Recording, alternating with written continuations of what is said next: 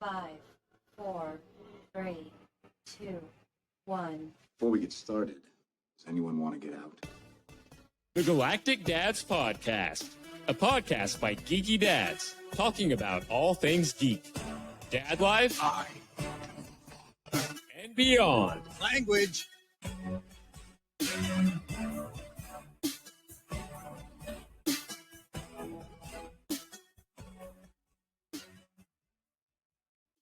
Welcome, everybody, to episode 92 of the Galactic Dads Podcast. I am Brandon, and of course, we are your dad destination for all things geek, dad life, and beyond. That can include bits of dad advice for any of your daddy issues. We talk comics, video games, TV shows, movies, and so much more. And of course, I am not alone. Today, I am joined via Riverside.fm. We, of course, are joined by Laser Eric and Jedi John. What's going on, gentlemen? Good evening. There. Not bad. I got nervous. Pictures went a little grainy, and I realized it's because we're recording the video. So hope that works this week, so we can throw it up to our Patreon subscribers because they enjoy that.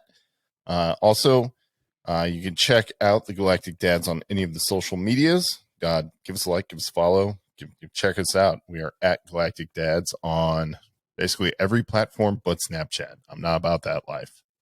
And over on Instagram, you can even follow all of our food porn page, which is ran by Laser Eric, and that is Galactic Dads BBQ. There you can see everything we're cooking up and oftentimes everything we're drinking. And if you're interested to see more of what we drink, you can go ahead and check us out on the Untapped app. That is at Galactic Dads there. You can see just how far off the wagon Jedi John has fallen, and the rest of us help him add beers as well. So definitely go check that out. But, right now I feel like I've got to let these other guys say hello, and then we'll jump into our normal stuff. I thought you were just going to segue there into beers of the week, but that's cool too. I wanted to, but I want people to say hello first, and then we'll move into beers of the week. Yeah, hi. It's been a while. Well, it feels like it's been a while. It hasn't been that long, I guess. But excited to be back on. It has been, man. We're glad you're back, Jedi John. And of course, Laser Eric is here with me almost every week. So, yes, indeed. How we doing? And it feels good to be back recording. The last time I saw you guys, you were treating me like I was building the pyramids. We'll talk about that a little later in Daddy Issues. Yeah, I'm still sore. He fell down some stairs. All right, let's go ahead. We're going to transition right into our beers of the week.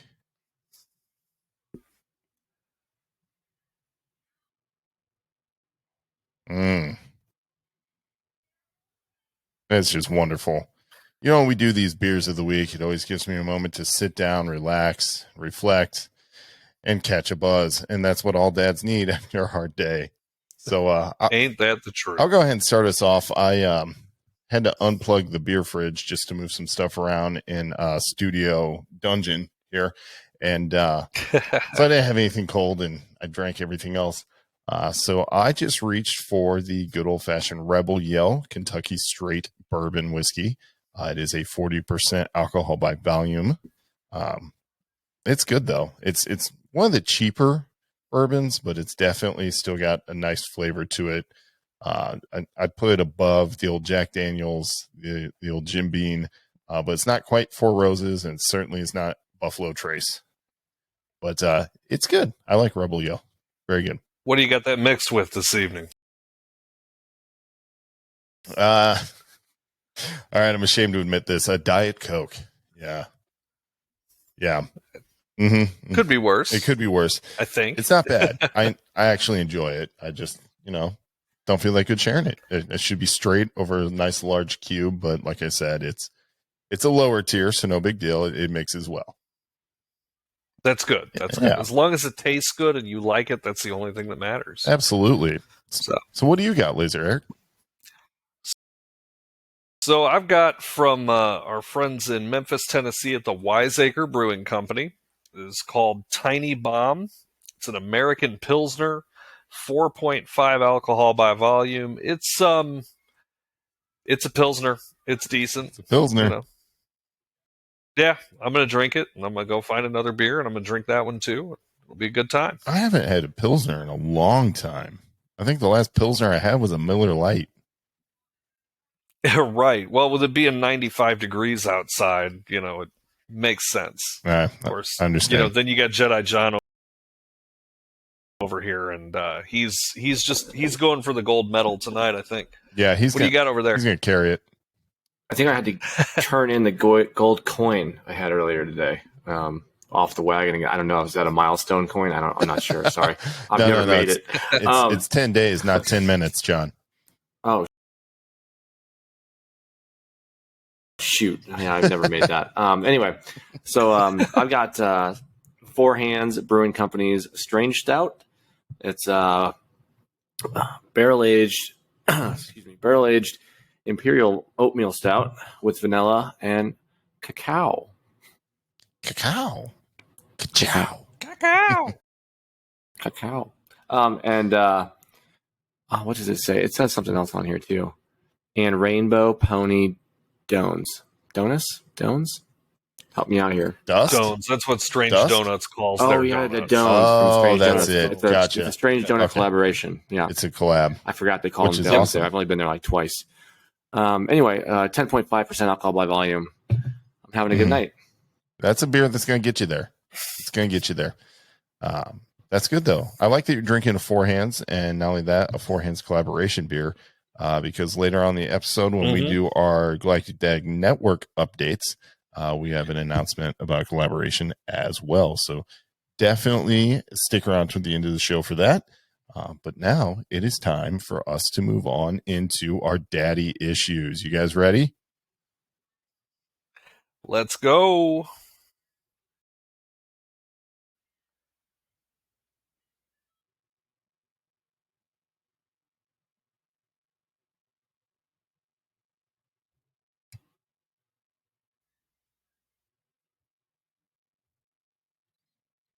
Oh boy, these daddy issues. They're not that bad, really. They're not that bad. I will say there is this thing that happens when I'm now 36, and I feel that in that age range, you have definitely reached the point where you no longer ask your friends to move. You hire movers, because slipping a disc for beer and pizza or Goodson sandwiches just doesn't feel worth it. With that being said, we did show up to help Laser Eric move his entire house on the 100-degree day of the week at like noon. I'm not sure I thanked you guys enough for your help, both of you. I do very much appreciate you being there. Yeah, it was an adventure, man. It's funny because I really did think if we started early enough, we'd be done by about noon, but that basement just killed it. Holy crap. It would have been possible to have been done by noon, but I'm going to go ahead and say it.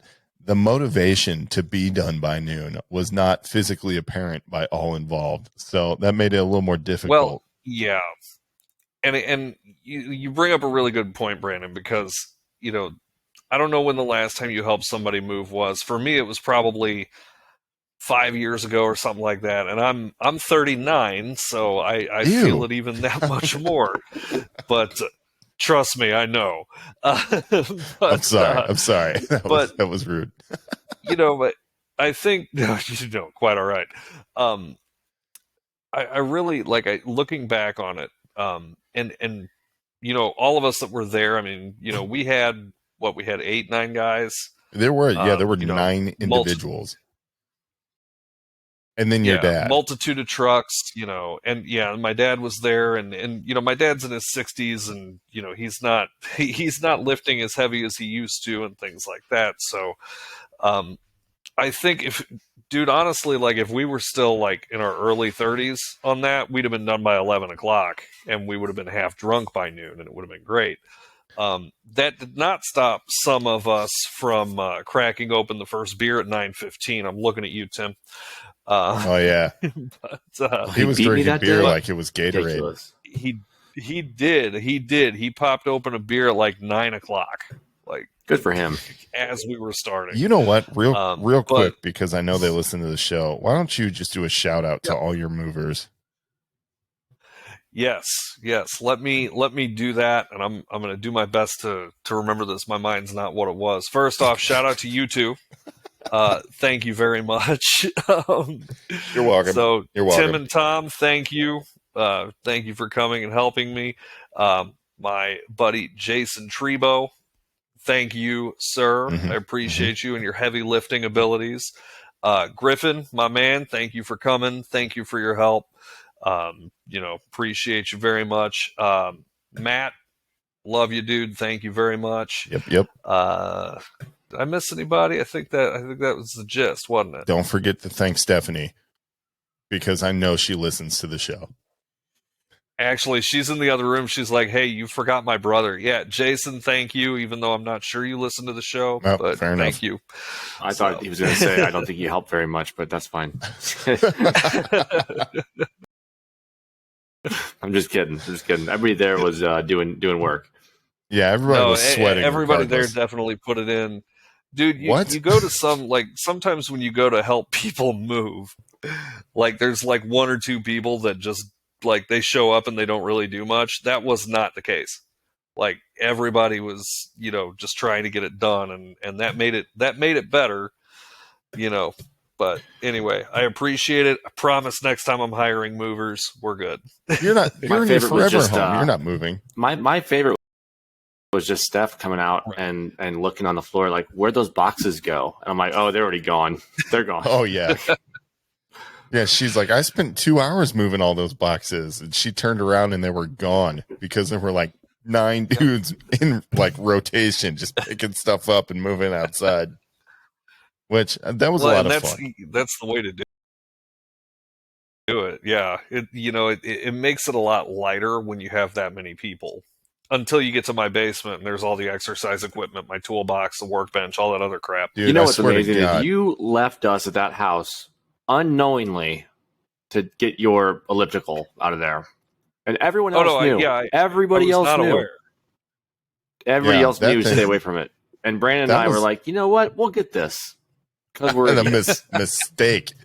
As soon as we got on the steps with that thing, it was just like the coffin dancers meme, because we were headed to death. It was terrible.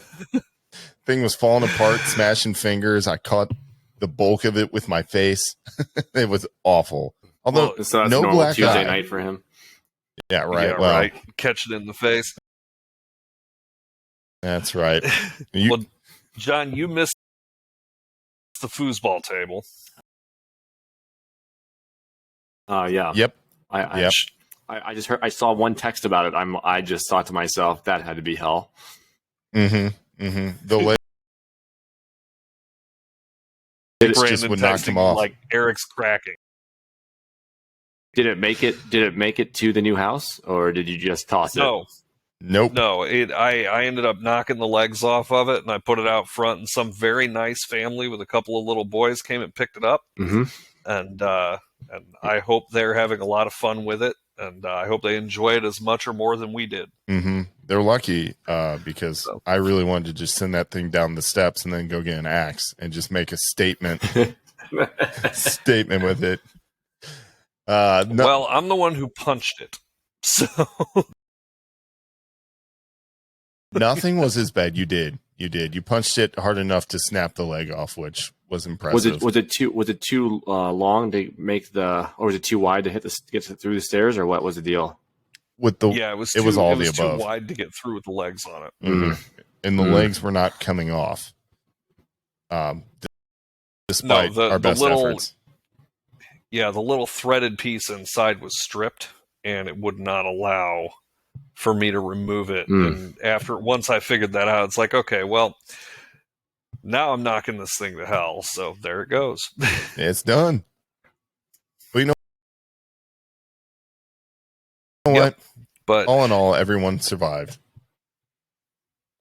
And that's the only piece of furniture we lost. So, it could be a whole lot worse. I mean, even when you hire movers, you're bound to lose things.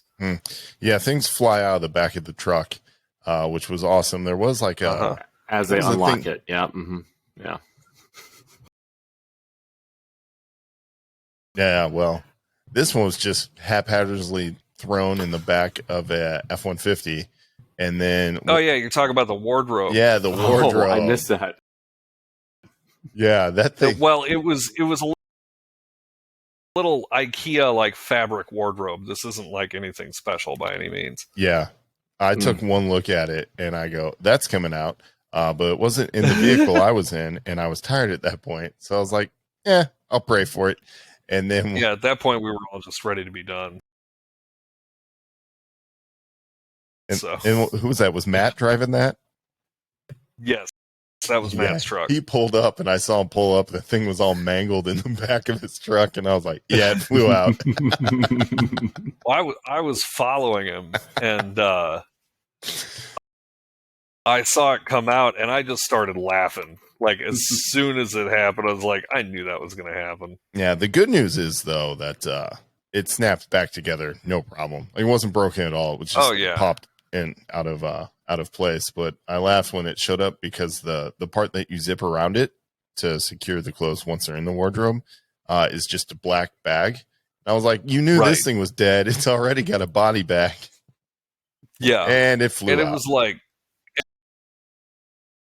was like $30 at IKEA, so it's fine. Like, yeah. Brandon, do you have any like horror stories as far as moving goes? Yeah. So one day it was I don't know, it was like 9 a.m. On a Saturday that was 100 degrees, and some asshole put like 2 fridges, a damn toolbox. Yeah, it's Eric. Eric is my horror story for moving. Sorry. Actually, honestly, no. Most of my moves were pretty quick. Like when I moved into this house that I'm at now, it was just me and Chaz. We loaded and unloaded the moving truck in one go, and it took maybe 2 hours, including all driving. But I was hustling like a madman, and that's the last time I think I'll ever buy a U-Haul, like the biggest U-Haul you can get. And you were under 30? I was 33. Oh, well. Oh yeah, you only been there for a few years. That's right. That's correct. That's correct. But I think when I do it again, I might have to get movers. No. I'm gonna make Eric come help me. Eric, I have a ton of workout equipment in the basement. Could you get at it? Including discrete dumbbells. Can you guys just actually lift this and get them outside? I have a couple of 5-gallon buckets full of just concrete that I think you should move. No big deal. We need. Did you miss the 5-gallon? Did you miss the 5-gallon bucket full of Legos in my kids' room? Well, but I'd be happy to move that because that means something. I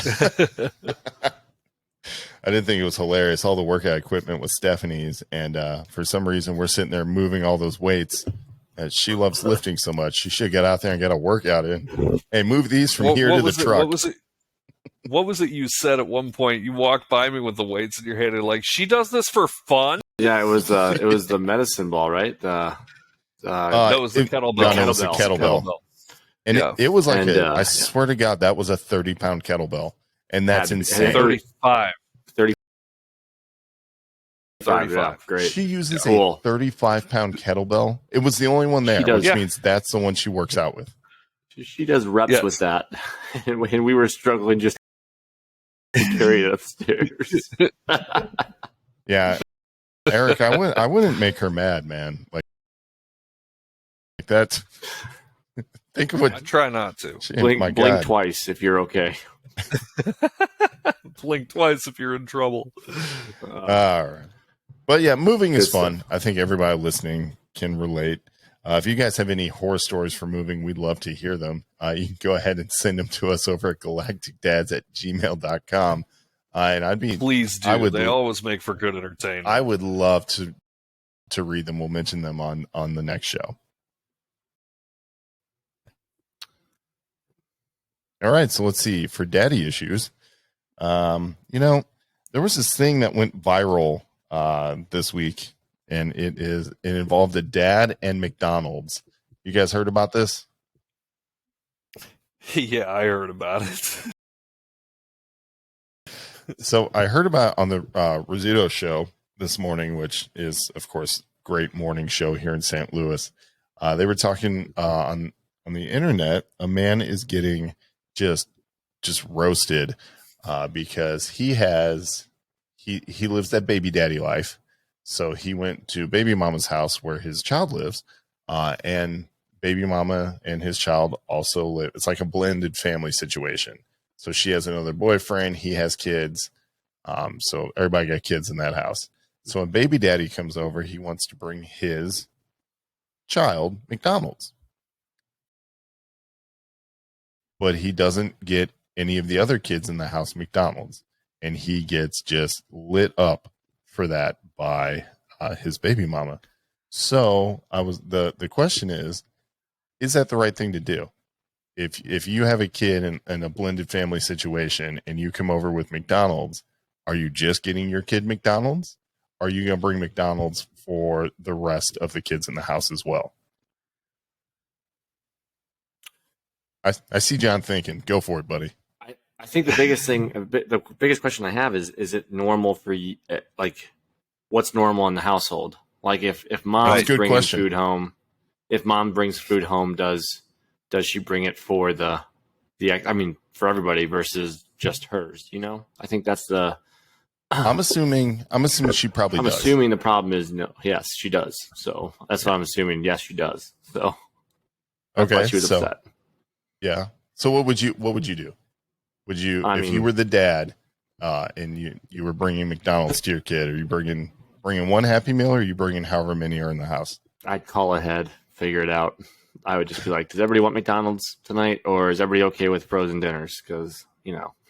Yeah, I think that's kind of. Go ahead, Eric. That was kind of my thought process too. Was, context is for kings on this. You don't know what the scenario is. Like, you don't know if the other kids ate dinner already. You don't really know. So I don't want to beat the dad up at this point. I don't think that's really fair. If it was me, John, I think I would go your way. I'd make a phone call. I mean, obviously, in that situation, you got to let them know you're coming anyway. You're not just going to show up unannounced. So, just bring it up. Say, hey, while I'm at it, I'm stopping at Mickey D's. Does anybody, you want me to get some burgers? Something. I think the biggest thing, yeah, like you're saying, like, make the phone call, because, like, how do you not know? Like, I mean, I don't know. And then not to beat him up or anything, but, like, how long has this blended family been a blended family? Like, is this a new thing that this is the first time and she just flipped out, or is it all fake because it's social media and everything's fake? But whatever. That's also possible. That's probably it. But let's pretend that this theoretical scenario is real. And I thought about it, and really, kids remember things, and that means your kid's going to remember stuff too. So if you just get McDonald's for just your kid, that's going to do a couple of things. One, that's going to make your kid a target in that house with those other kids. It just will. That is some Big Brother, like, day one game. All right. And then two, the other kids don't really know why they're not getting McDonald's too. You know what I'm saying? They're not probably intimately aware of the socioeconomic standings in their blended house and what's going on. But they will remember how that makes them feel. And so I think taking the high road would be to maybe not bring everyone a Happy Meal, but to maybe, hit up that deal where you get like 20 chicken nuggets, a couple of cheeseburgers, some fries for like $10. Like, just hook everyone up. And then that way, everyone's happy when you come over, which is helpful. If you want to spend time with your kid, you want everyone there to be happy you're there. And then, to set the example. Like, don't you want your kids to see, like, what a good, dad you are? Yeah. The price of peace doesn't have to be high. Yeah. And then, again, not to bash this guy or anything, but if it is a money thing, well, maybe you go pick up your kid and take your kid to McDonald's. Don't put it in everyone else's face. You know what I'm saying? Just everybody know that my kid's better than you. Yeah, well, I mean, which probably maybe not. Was his point? Who knows? Yeah, maybe his point. That could have been, actually. You know what? You're right, John. Maybe he was like, you know what?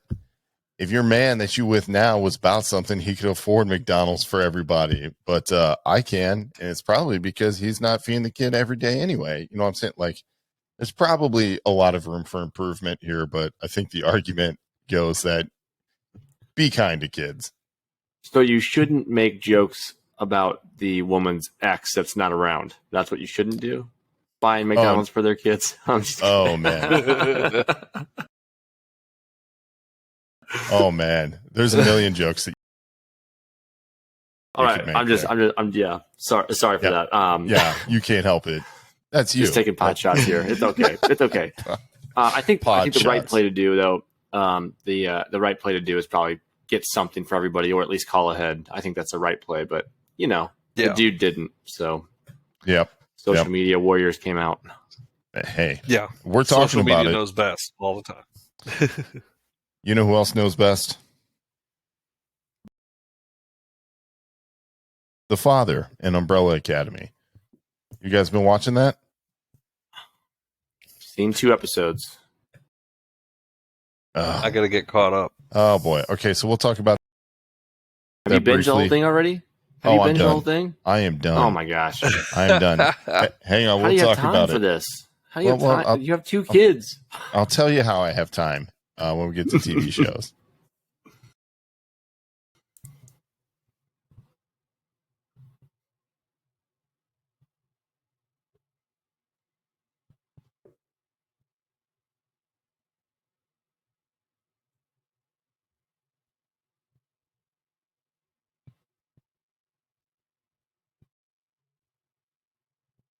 All right, so let me tell you how I have all this time to watch TV shows. It's because when my kids go to bed, I get that 1 hour to watch something before it's bedtime. And by 1 hour, I mean it goes to like 2 or 3 episodes, and then it's like way late at night. And I should be in bed, but it's the nature of binging. That's how we do it on all these streaming platforms. Otherwise, how would I get anything in? I wouldn't be able to talk about anything on the show ever.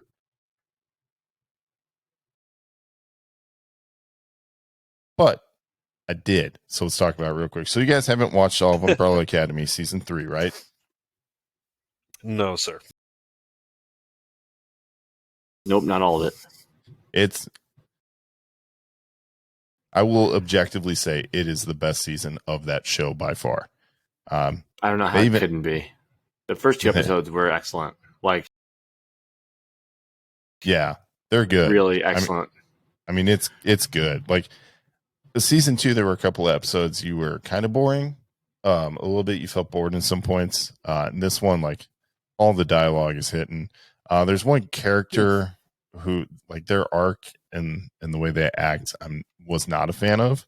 I don't know why, but it's a whole thing. The character is Allison, and she is the one who has lost probably the most by the time the season starts, so she has a reason to be wilding and acting out, but you're still kind of like, man, could you like tone it down? Everyone else kills it. Yeah, I wasn't a fan of her first 2 episodes. I don't know if that progresses worse or not. It progresses. It progresses worse. But it is cool to see a bunch of alternate universe versions of different characters, which is cool. And you'll see what I mean, especially when you. Man, I don't want to give anything away because it's similar to playing the multiverse game. It's very similar to playing the multiverse game. So like you get to see it definitely is what they grew up to be. Yeah. So anyway, it's great, and I love how it culminates and ends up at the end of the season. I think it's very well done. So if you guys haven't watched that yet and you run out of other stuff to watch, I would go and check that out because it was very good this season. I mean, if you like fantasy, like sci-fi powers, all that good stuff, and yeah, if you like comic books on TV, you're gonna like Umbrella Academy because that's exactly what it is, and it's very good. It's very good. Let's talk about the other thing that I never thought needed to be on TV, but it's there in all of its glory. Oh my God. It gave me a Herogasm just watching it. And of course, I'm talking about that episode of The Boys, season 3 as well. Herogasm. So you guys have all seen it, right? Oh yeah. Yeah. I love that they started with a disclaimer that says this show is not suitable for anyone, anyway. No. Yes. Yes. I love you're it. just like, it was as soon as I saw the title, I'm like, oh my god, they're doing it. yeah. So did you guys ever read the comic, Herogasm, The Boys? So it's funny you mentioned that because there was actually a Herogasm comic on Free Comic Book Day last year. Yeah. And I picked it up at the fantasy shop. Mm-hmm. That's a good I spot. didn't know what it was. And then I started reading and I'm like, oh, Jesus. Like, what? Yeah. Like, what is this? Yeah. Was not ready for it. So when this episode came around, I'm like, oh boy, Mm-hmm. I'm going to have to watch this, and it's going to be so over the top. It's not going to, and it lived up to everything I expected. It was, man, it was rough. And you're just like, oh my God. And I don't know, aside from just the over the top, straight up bonkers orgy stuff going on in the episode, there's also some really, really important, really cool character moments, like the female of the species, Akiko, is that her name? Anyway, Kimiko. Yeah, Kimiko. That's it. Kimiko, yeah. She has this like incredible like realization, and by the end of the episode, you're like, am I happy for her, or do I just feel terrible? I don't know. Then you also feel terrible for Frenchie. One, because he missed the orgy, which like his character would have loved. Like that's his thing. They even mentioned it twice in the episode. And then two, like, I mean, these guys aren't living great lives. And you just feel bad for them. But you don't get too long to dwell on that, because then it's next up to the next person who's going at it. And then finally you end up with what we've all been waiting for this season. And of course that is a souped up butcher, Soldier Boy. And man, I almost forgot that not Howie. The hell's his name? Huey. Huey is so Huey. close. I was so close, sorry. Huey, they're all souped up and they take on Homelander, and that was awesome. Epic. Just epic. Yeah, that was great. It really felt like the end of season 2 where all the ladies teamed up to fight Stormfront. It felt almost exactly the same, except for they were Boys indoors. get it done. Mm-hmm. Yeah, well, not quite. Well, they could have. They could Wouldn't have flown away. Yeah, if somebody didn't have performance anxiety, they should just played a little Russian music and all problems would have been solved. But it was good. It was really good. That was a great fight, and it was good to hear, Jensen Ackles talk for more than just like a word or two, because I was kind of curious. Right, more than half a sentence. Yeah, I was curious what kind of tone he was going to take, and I was looking for maybe a little more of his Batman tone they did in The Long Halloween, in another DC animated film. But it was a dark scene in that hotel while he was waiting for stuff, like with Huey just sitting with them. Oh, yeah. So you'll learn a little more about all of their characters in this season. Even characters like Starlight and Huey, Butcher. Oh my God, you just feel terrible for him and Mother's Milk, and everybody really gets it this season. Like, there's no real happy place to be, unless you're an audience watching, in which case this is phenomenal. Somehow it tops itself. I was about to say it's terrible for the characters, but it makes for some very entertaining TV. Very. And this show does a great job of balancing the utterly ridiculous with still giving you that character development, that plot development that makes you want to watch more. Absolutely. And even the, not even secondary characters, we're going to get down to tertiary characters, are really good. Like their new CEO, was it Ashley, keeps pulling her hair out. Now you're kind of like, what's going on with her? Like I'm like kind of intrigued. Like she's no longer just a throwaway character. You're like, oh, what's going on here? Because she's really turning into an absolute piece of work. It's really crazy too, because she'll have that moment and you're like, oh, that's pretty badass. And then you could see it in her face, like, yeah, I did that. And then the next scene, she's freaking out, like, doesn't know what to do. Yeah, but then there's also a scene where she's human again for just a moment. She almost allows herself to be persuaded by Starlight. Like, she has a window of humanity, and then you can see it switch. The actress is very good. She snaps it right back and just, goes right back into that CEO of Vought. Yeah, Homelander had an interesting mirror exchange too. I felt like I was watching Willem Dafoe in Spider-Man as he's talking to himself in the mirror, which was pretty awesome. Actually, you know what? I have no notes. The show is great. The show is great. Frenchie gets completely naked too. Oh yeah, go get caught. Actually, yeah, and definitely don't let the kids watch. So there's that. No, goodness. There's that. Don't even let them in the room. Yeah. You know who I was most upset for that episode? The Flea.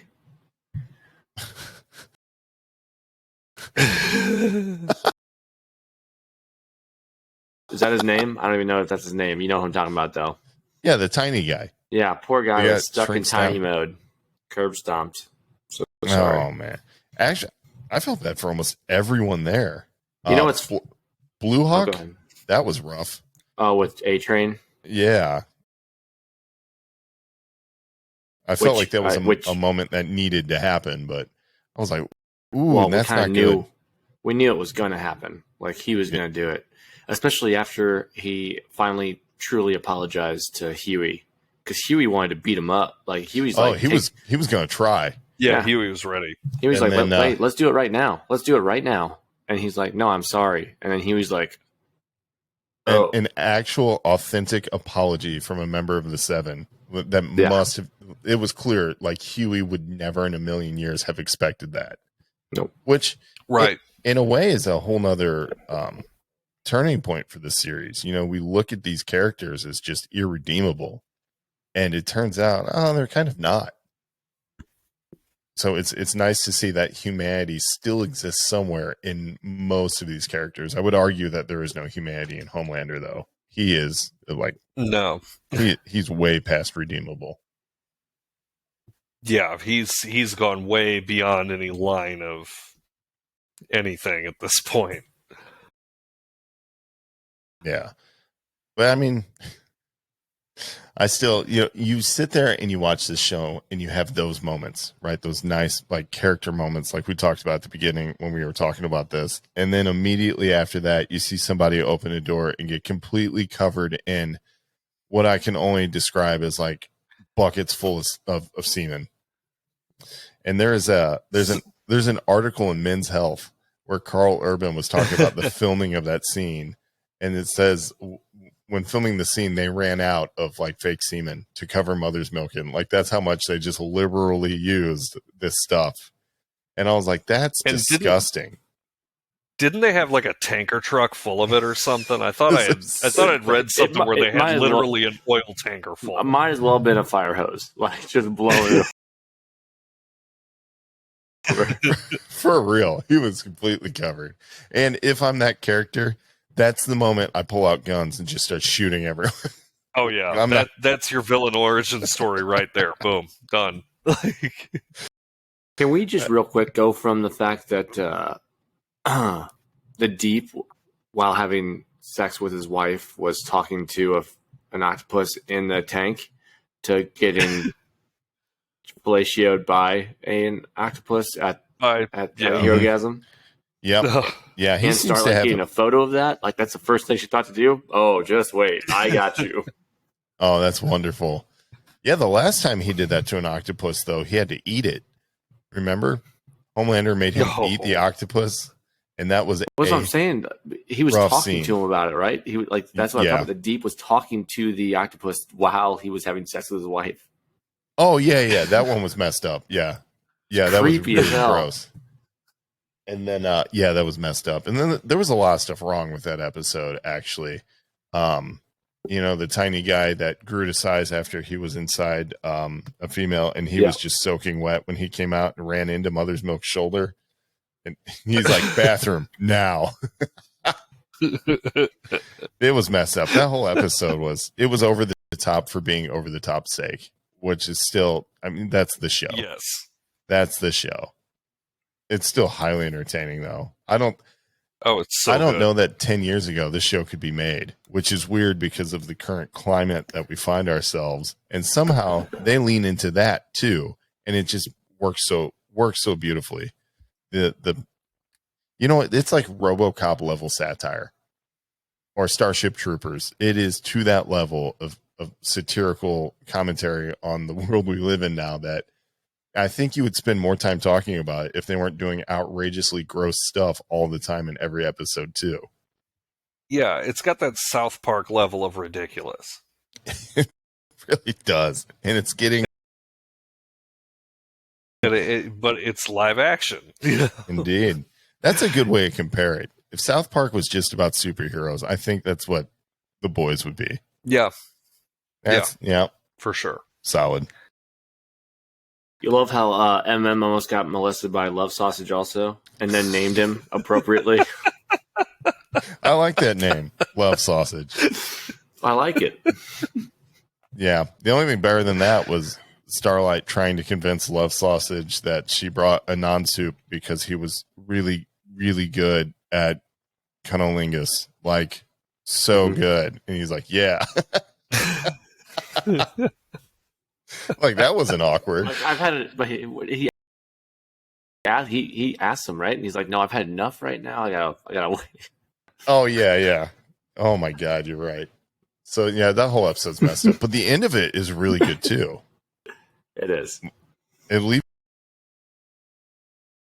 you questioning a lot of things. And, of course, the number one thing you're wondering is, what's Homelander going to do next?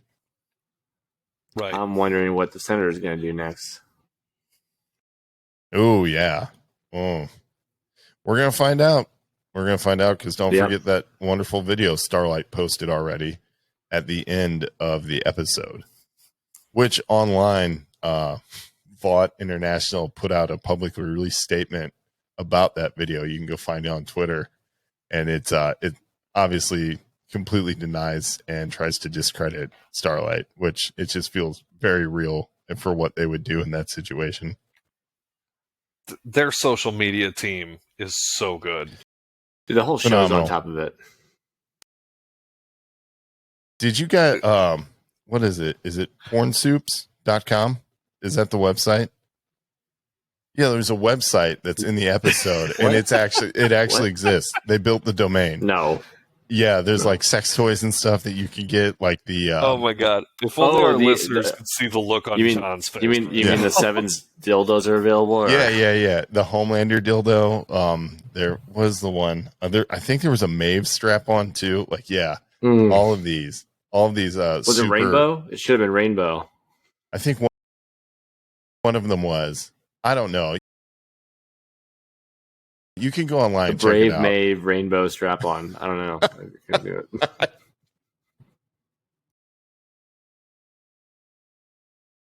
I wish I had the ability to create merchandising, just get some licensing going. That would sell. That would sell like hotcakes.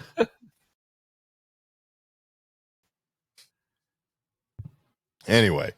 All right. So let's move on. Final thoughts. Does anybody got anything else to say about Herogasm? If you're not caught up, catch up. And I can't wait for the next episode. Yeah. Yeah. Catch up, hide your kids, hide your wife. Watch the show. Because they literally are doing everybody up in there. So you got to be careful. Oh, yeah. All right. Yeah. So lastly, we've got one more. Stranger Things. The volume 2 of season 4 is about to come out. And I don't know if you guys are caught up at all. Right? So in just a couple hours. And the last 2 episodes, even though they're episodes, are full-blown movie length. I think the final episode is 2.5 hours long. And then the penultimate episode is, I think it clocks at hour 40. So lots to watch there, even though there's only 2 episodes. So highly anticipated in this household. My wife is all about it. She's counting down the minutes. She, for some reason, wants to know what happens to Steve. And I'm like, I like Steve, but I'm much more interested in seeing Vecna just get filleted. That's all I want to see. That's fine. We're good. We're good. Are you sure you don't want to see Steve? You look like a Steve kind of guy. I mean, I support Steve. I mean, he's great for adventures and babysitting. He's really good at hanging out with the kids. And he's shirtless at the end of the first. You know, I want to see Steve. Yeah, I want to see Steve. Real bad, real bad. And I also think that I knew it. There should be a spinoff series where Steve and Robin every season start new crappy jobs. So like season 1 could have been at Scoops Ahoy, and you just see them like go throughout like the work until they're fired at the end of the season. And then the next season they're at like, you know, Blockbuster or whatever. And then the season after kind of like that, Office Space, just new work, new different job, just different go. places. They end up working at Target for one season, for like during the holidays, which I think would be the best. And then, you know, then they move into corporate jobs. Awesome. It'd be a short season. They would just quit on day 2. Well, they essentially do that anyway. They just like lock up the store and leave to go on adventures with children. So yeah. Like, hey, what are you guys doing today? Oh yeah, we can leave. Okay. Yeah. Hey, how were sales yesterday? Couldn't tell you. Wasn't there. Door was locked. You probably made like we $1. made 0. Is that good? Yeah, I think that I would watch that show. I think it would be great. Then you could have all the kids from Stranger Things just kind of like guest star. That'd be wonderful. Anyway, all right, moving on. Kenobi. I finished it. I watched Kenobi. I watched 5 and 6 last night. And I was very pleasantly surprised. I was not ready for the amount of action that we finally got. Oh boy, did we get some action. 5 set you up well, and 6 just delivered. It really did. It delivered. I was floored by how good they ended that season. I good. hope we you get another finished it? one, but I don't know if we will. I feel like, so I was talking with one of my coworkers about how there isn't room for another Kenobi story between where the end of this one is and A New Hope. And I immediately just thought, the hell there isn't. Like, who asked for any of these Disney Plus series? And look at how well they're integrating. Room. There's a ton of room. Yeah. You're telling me there's not room to go watch, you know, and here's your spoiler. So if you guys haven't seen all the way through the end of Kenobi, you're going to run out right now. Right.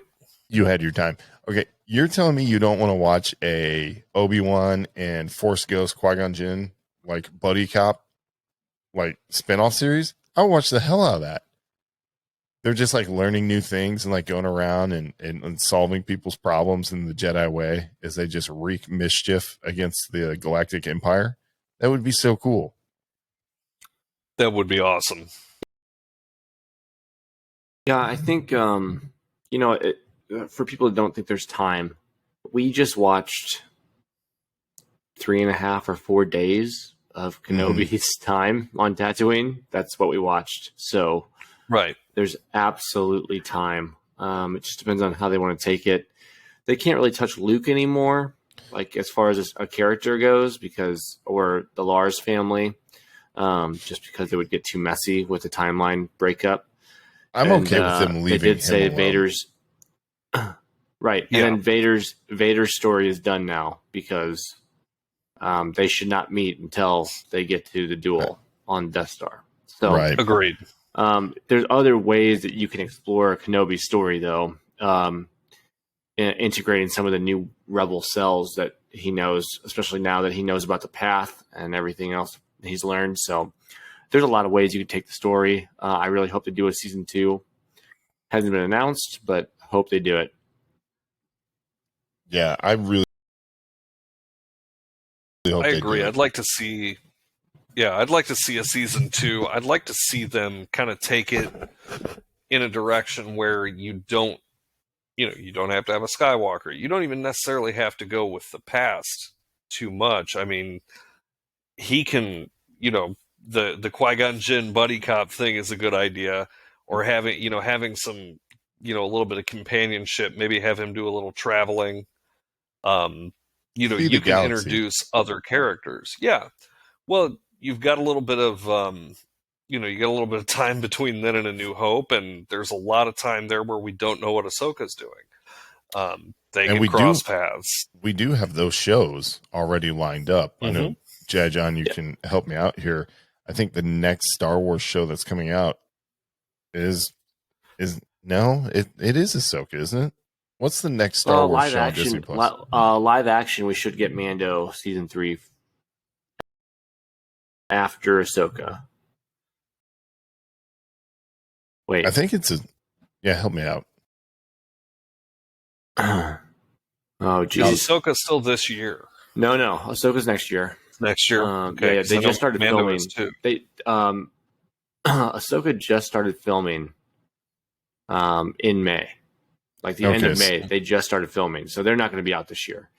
No. Mando season 3 might be done. I mean, December release has been Well, that's been the Mando. So it might be. So I think Mando might come at the end of this year, early next year, and then Ahsoka's right after that. I want to say Ahsoka's March next year. So Mando comes before that.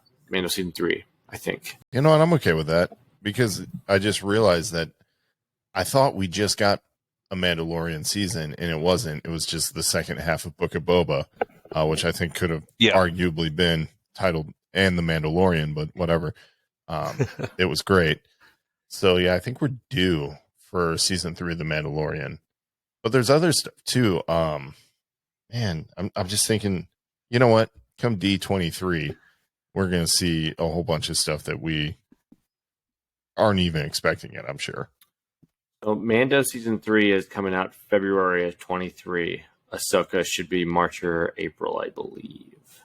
Oh, so they're going to go ahead and give you 6 episodes and then run right into Ahsoka. Ooh, that'd be good. I'm down with that. Yeah, that'd be good. There we go. Yeah, that would be good. Yeah, it's just got some time in 2023 for Ahsoka. I assume it's going to happen right after or near Mando finishing. That makes sense. Yeah, looking forward to both those, obviously. And then Andor's coming out next year. We got Bad Batch season 2 coming out, but the stuff that happens between where Kenobi is right now in the timeline and episode 4 has been already covered in the animated series Rebels. Yeah. And then is going to get more fleshed out in Andor. And then in the show Ahsoka, I believe Ahsoka's picking up where Mando is in the Mando timeline. So Ahsoka won't flesh out anything with Obi-Wan. That's post Return of the Jedi. Correct. Yeah. Correct. Right. I mean, Ahsoka's supposed to take over right in the middle of where she left off Luke at the training temple. Perfect. I'm down for that. So, yeah, the tidbit we got from Celebration was just a few clips from initial production. And first of all, they look great, but they're bringing back pieces of the Rebel crew from the Phantom and Ghost crew. So Chopper came out on stage for the panel, along with the actress that her name escapes me right now, but she's playing Sabine Wren, who is one of the rebels on the Ghost crew.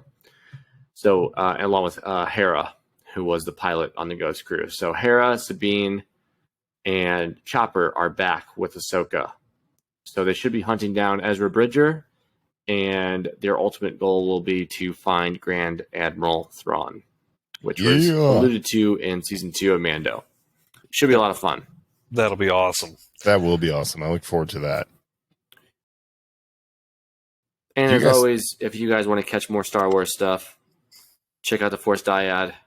Full breakdown on Kenobi series. That was our last release episode. we are climbing up the charts for episode count. So go check it out. Yeah. We will let you guys know their exact episode count over in the Galactic Dads Network update segment. But that will be a little while. But definitely love the shout out to the Force Dyad podcast. We love it. Great sister podcast, and Jedi John's on there with our good buddy Obi-Sean. Which, by the way, we'll just go ahead. We'll save it in the announcements. Never mind. All right, moving on. Let's go ahead and we're going to hit up movies because there is a pretty big Marvel movie release coming soon, and we want to talk about it. So stick around.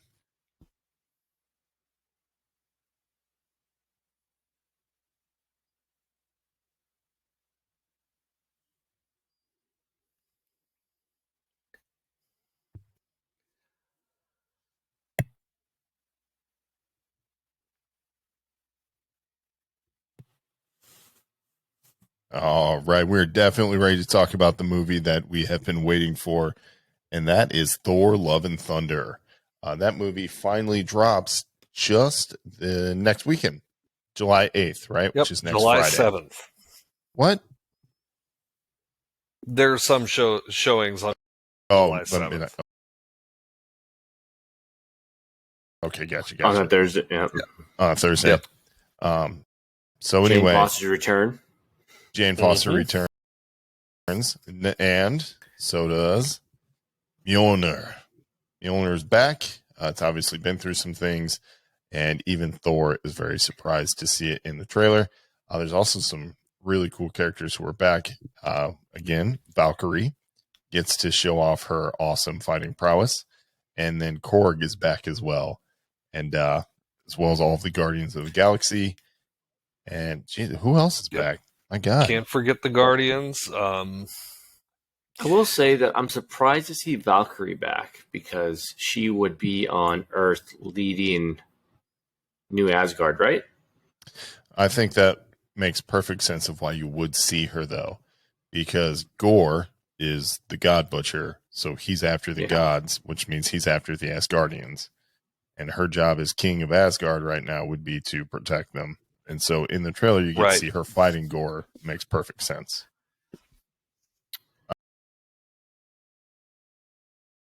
Fair enough. Yeah, I don't know. I'll ask you guys, what are you looking forward to most in Thor: Love and Thunder?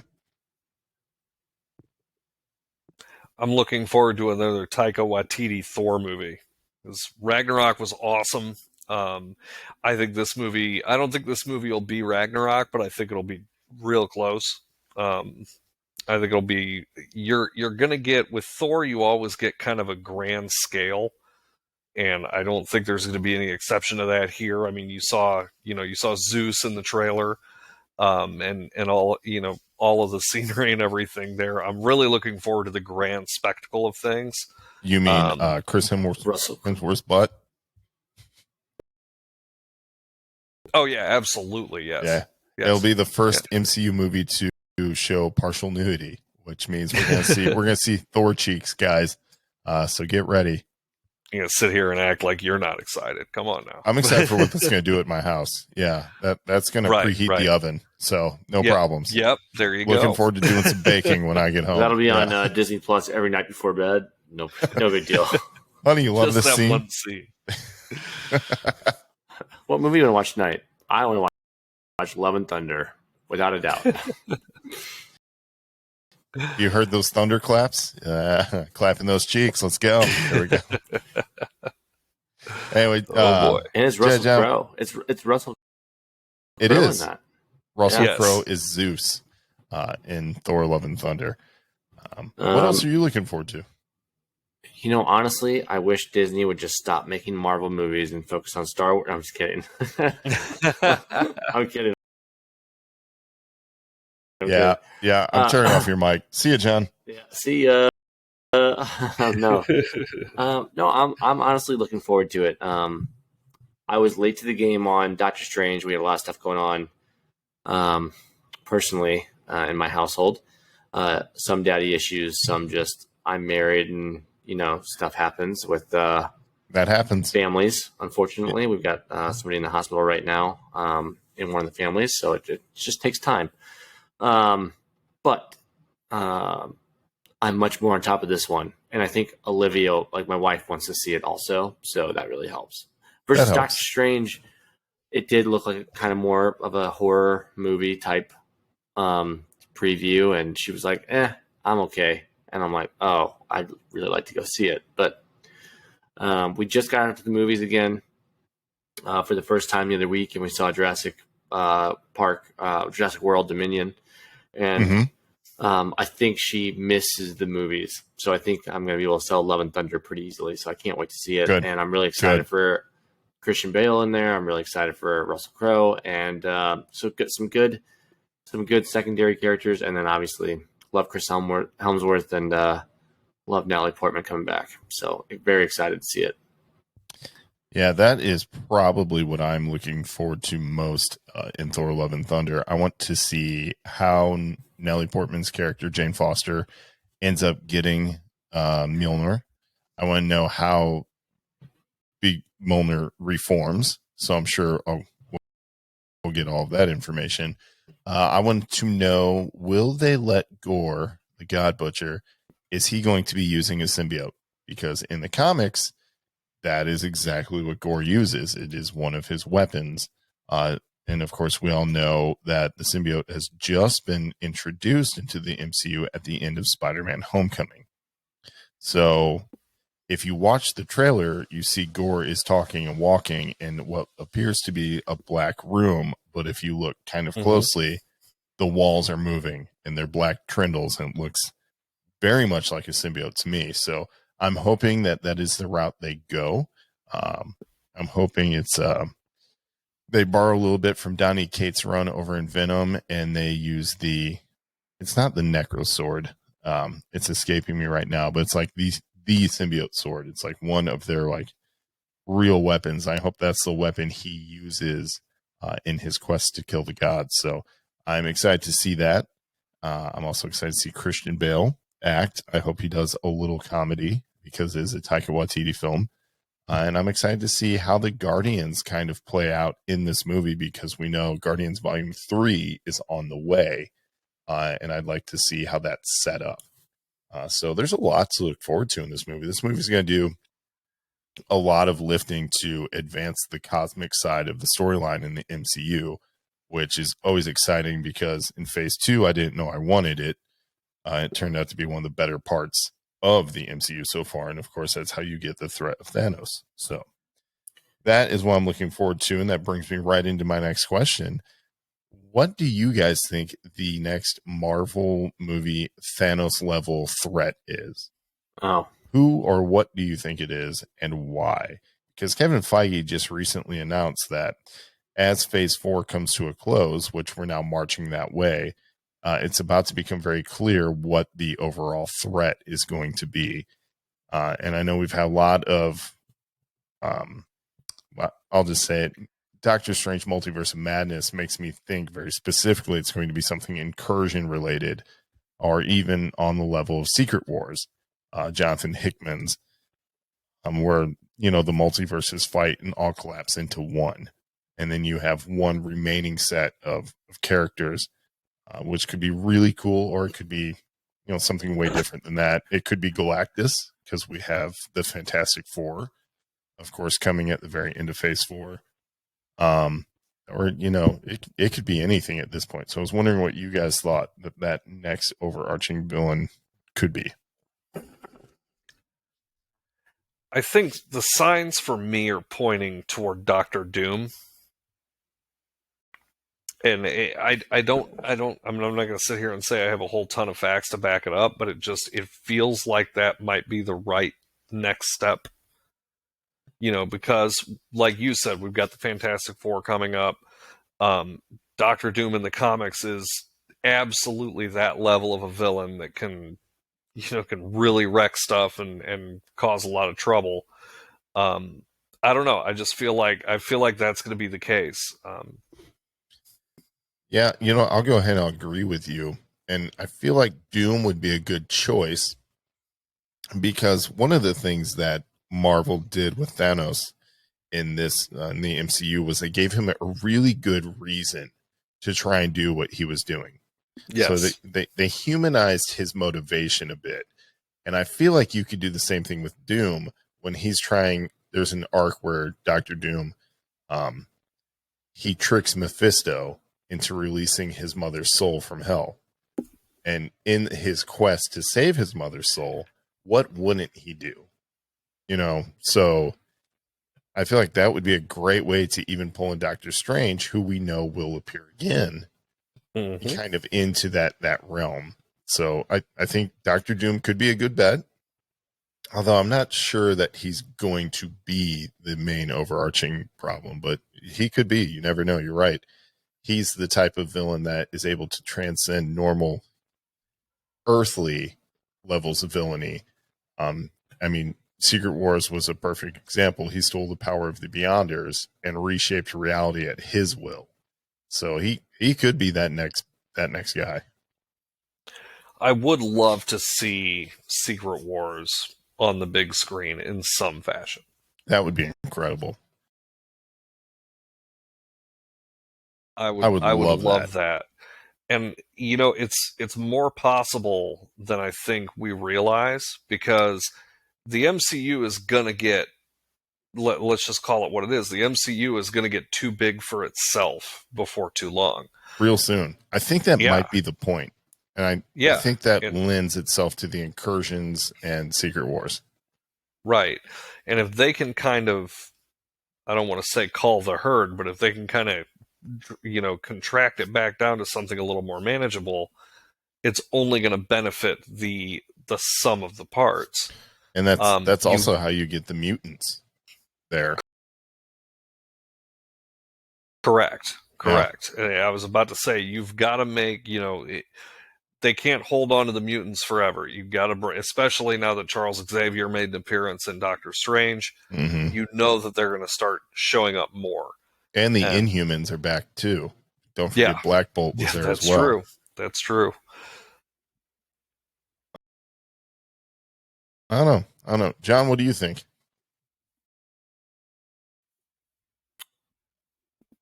You think it's Vader? Thoughts. Yeah, no, okay. It's gonna be, so Darth Vader's gonna come back. Okay, thank God. They're gonna find him in the multiverse.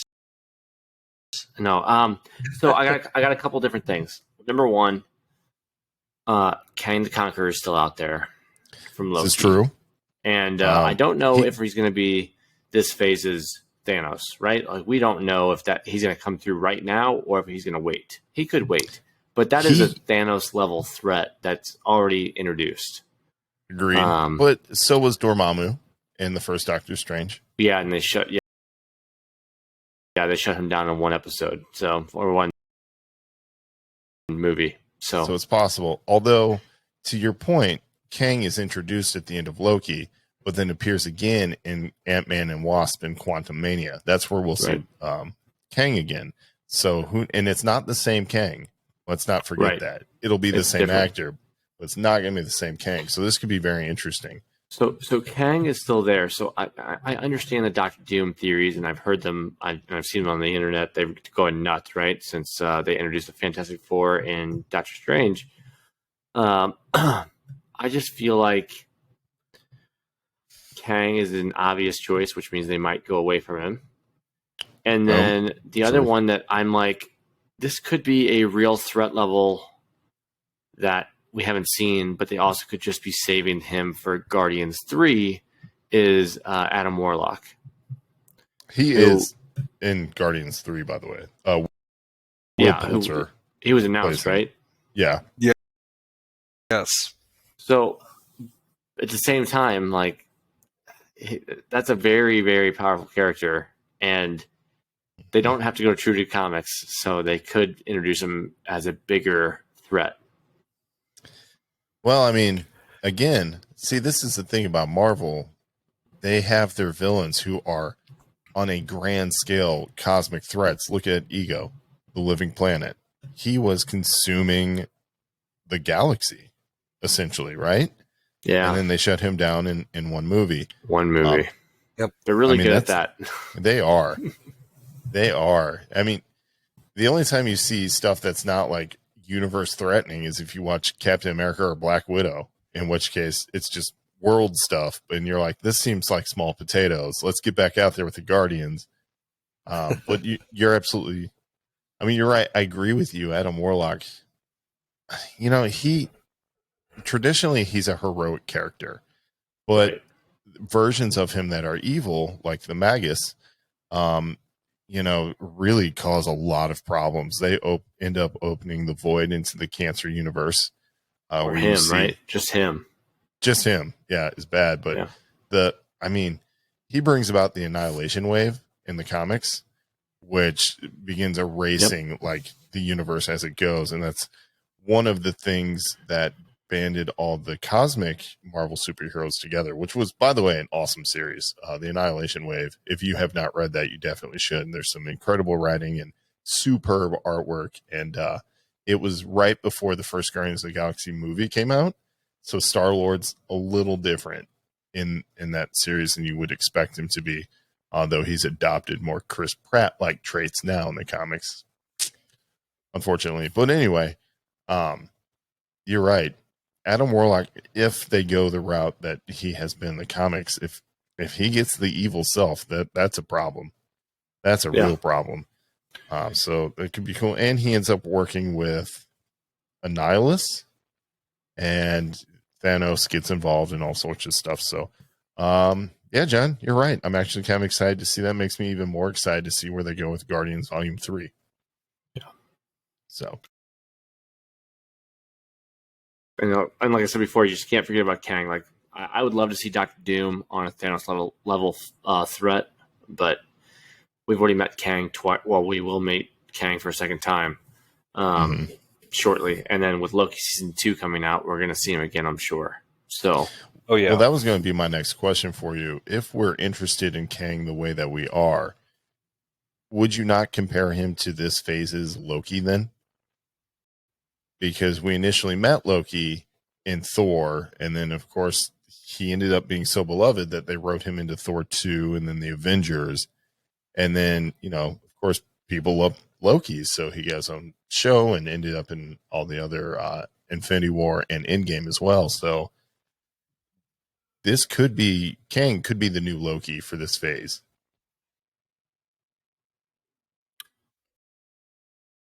That's true. The kind of charismatic, lovable villain. Yeah. And also, I mean, what is his name? Well, he makes sense to a lot of people, too. He does. Yeah, Jonathan Majors. That's it, Jonathan Majors. I was going to say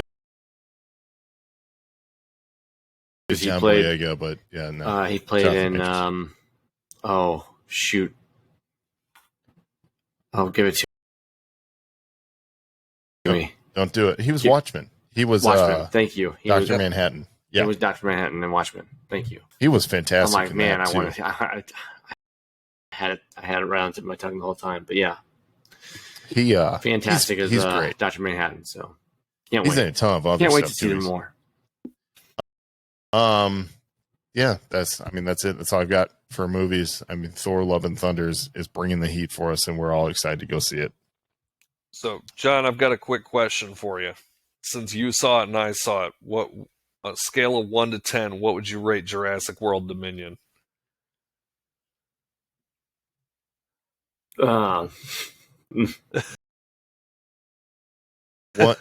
being the raptor saying Alan in Jurassic Park 3, and 10 being the roar in the first Jurassic Park when the T-Rex gets out. Honestly, seeing in theaters, I mean, I give it a 7.5. I enjoyed the movie. I knew going in that we were going to have some old stuff come through. I knew going in we were going to have some dinosaur moments that I wanted to see. And I mean, they delivered. Maybe a little too much on nostalgia stuff, but you know what? I'm there for it. I don't care. It's fun to watch dinosaurs battle, and we got a couple big battles for dinosaurs. And while some of the stuff, again, unbelievable, and you can't even suspend disbelief. Like it is what it is. You're just like, this is dumb. They would never get out of this. It's still a fun movie. I mean, it's still a fun movie, entertaining movie. Like it's one of those movies that, if it was on TV, and I was flipping through, I wouldn't turn it off. I would just continue on with what I was doing and listen to it in the background. So, okay, can I jump in here? Can I jump in right at that statement? Because I was flipping through TV I think it was Saturday night, and Jurassic World Fallen Kingdom was on TNT. Yeah, we watched it too. Yeah, it's the one before this one. And I thought that was an absolute ludicrous film. But I watched it anyway. And upon watching it again, this is probably the second time, I was just like, man, whatever. I'm just watching this dinosaur movie. And I enjoyed it. So, like, as soon as that movie's terrible. In my mind, that's probably the worst Jurassic Park movie. Yeah, I agree. That's rough. Yeah, and I still would watch it. So yeah, and dude, Jurassic Park 3's on. I'm watching it. Like, that's just how it goes. So Jurassic World 2, for lack of a better name, I'm watching that too. That raptor can say Alan all day. I'm still gonna watch it. I'm screaming Alan's name too. Thank God he's back in Dominion. But anyway, my real question is: somebody I had heard related the new Jurassic World to. It was like they tried to make one of the new Fast and Furious movies with Jurassic World. Is that, would you say it's accurate? Yeah, didn't see that. Globetrotting? Were they all over the world? I see a little bit because they mixed the old with the new, and they magically got along perfectly. So it was one of those. That's because nothing's stronger than family, John. Family. Yeah, thank you. I knew where you're going. But I think that's it. I think that was the only piece of it that was like Fast and the Furious, quote unquote. Like, just because there was a lot of action. The action sequences were. Oh, by the way, like the chase scenes that they had that were the most realistic, being that there were dinosaurs chasing after them, looked amazing. Like, they were badass. They were so freaking awesome. And even though you know what's going to happen in a couple of them, you're like, I wanted to see that, so we're good. Keep going. Like when you know you're in the market, and you're like, that dinosaur is going to get out. He's going to kill somebody. And you're like, guaranteed. Oh, can't wait. Sorry for spoilers, but dude's going to kill somebody. You're telling me a dinosaur kills a human in Jurassic World movie? There's a dinosaur in a cage that gets out. Go figure. I mean, that's like whenever they're like in Fallen Kingdom when they're in the Tyrannosaurus cage. Oh my god! The T-Rex is sleeping. It's like he's going to wake up. What are you doing? Yeah, we all know what's going to happen. Just waiting for it. There it is. I'm still happy because I'm watching dinosaurs on the big screen, so it's cool. Exactly. Exactly. You know what? You mentioned nostalgia a little bit, and I have to ask, who saw Top Gun Maverick? I haven't made it to see it yet. I hear good things though. You saw the wrong movie. You should have skipped Jurassic World to go see Maverick. It is that good. It is that. Let me tell you how good it was. I made Lee watch the first Top Gun with me the night before we went and saw Top Gun Maverick. And she made it was her first time watching it. So this movie that was made for 1986, she's watching it in 2022 and going, this is kind of gay. Like, what's going on with these guys? They are really into each other, and you can't argue that. Like, there's some undercurrents. You're just kind of like, yeah, they really are. Like, why? Like, no man hangs out in the showers just like with a group of other dudes, no one talking, just sitting there in towels. Like, it doesn't happen. Right. We don't like that. Even in like the weirdest, strangest, like, gay adult films, people don't even do that. Like, what is going on there? Hold on. What gyms do you go to? Maybe I'm going to different gyms. No, we're going to the right gym. You're going to the wrong. Yeah. Like, you just don't do it. Like, you don't. And then, there's scenes as a bathhouse. Don't go in. Yeah. You'll get things you can't get rid of. Yeah. Have you seen Herogasm? Believe you me, you will meet a love sausage, and you don't want that. After that, there's no way you're sitting in the cockpit. But you know what? After 2 years, we finally found Justin's new nickname. Love sausage? I like it. Here we go. I like it. Anyway, Top Gun Maverick it's a perfect nod to the original and somehow makes it better. Like, it is where it picks up 30 years later. Maverick is doing the exact thing that you assume he should be doing. Like, if you just logically thought out what that character would end up doing, that's what he's doing at the start of the movie. And you're like, oh, no, that makes sense. And then the whole reason for him to go back to Top Gun flight school is excellent. And then, of course, it's no secret at this point, Miles Teller's character, Rooster, is Goose's son. And you see that immediately in the trailer. Like, they don't hide it at all. But the interactions there and the weight of things that Maverick carries throughout the film, you're like, son of a bitch. There's like a real poignant, like heartfelt, like tale throughout this movie. And there's good comedy. There's good old fashioned fun flying, which, oh my God, the way they pull off some of these scenes, which are all mostly, I think, practical effects, is awesome. Yes. And then even like the mission itself, I got chills because I thought of it reminded me of A New Hope. Use the Force, Luke. Like, when you see their mission and what they have to do, you immediately think, yeah, that's A New Hope. But it's still awesome. And then there's this whole bit, like, you ever see the movie Behind Enemy Lines? Yep. Owen Wilson? Yeah, you get a nice little chunk of that too. Like, it's just great. The movie's good.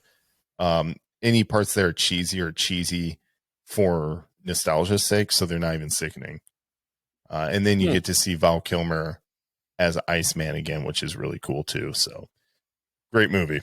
Great movie. Is he fit in a plane still, or?